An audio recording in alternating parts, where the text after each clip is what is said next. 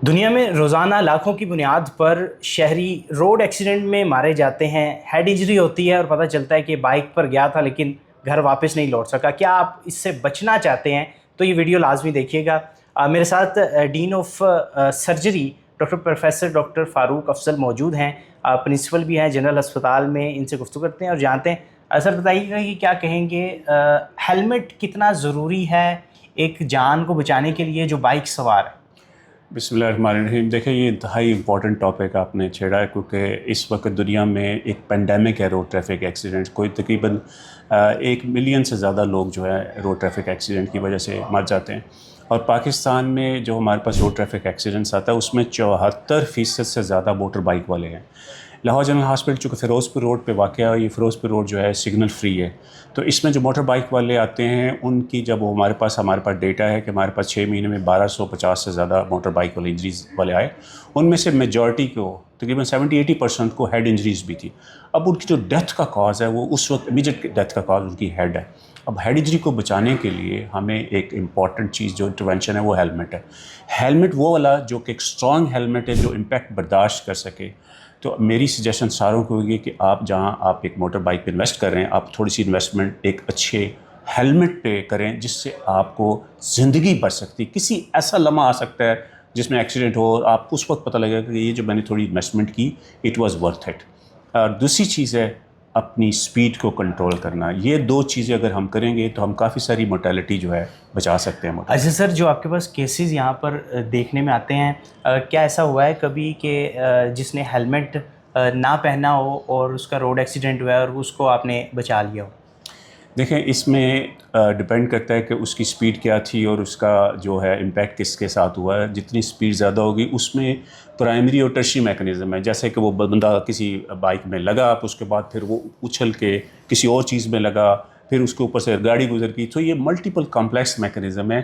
لیکن بعض کا چھوٹی سلپ سے تو بچ سکتے ہیں, لیکن زیادہ تر میں یہ بڑی لیتھل ثابت ہوتی ہے ہیڈ انجری. مشکل ہو جاتا ہے کافی. اور جس نے ہیلمٹ پہنا ہو اس کو کتنے % آپ سیف سمجھتے ہیں؟ اچھا ہیلمٹ کسی نے پہنا ہے, بائک سوار وہ جا رہا ہے, اس کا معمولی ایکسیڈنٹ ہوا ہے, تو کتنے % چانس ہے کہ اس کو ہیڈ انجری سے بچایا جا سکتا ہے, اس کی جان بھی بچائی جا سکتی ہے؟ دیکھیں, چونکہ جان جاتی ہے ہیڈ انجری سے میجورٹی, اور مسکولوسکیلیٹل باقی انجریز بھی کاز کر سکتی ہیں, لیکن سب سے امپورٹنٹ ہے آپ پیٹ میں سے بلیڈنگ ہے سو کھول کے پیک کر سکتے ہیں, روک سکتے ہیں, فریکچرز کو فکس کر سکتے ہیں.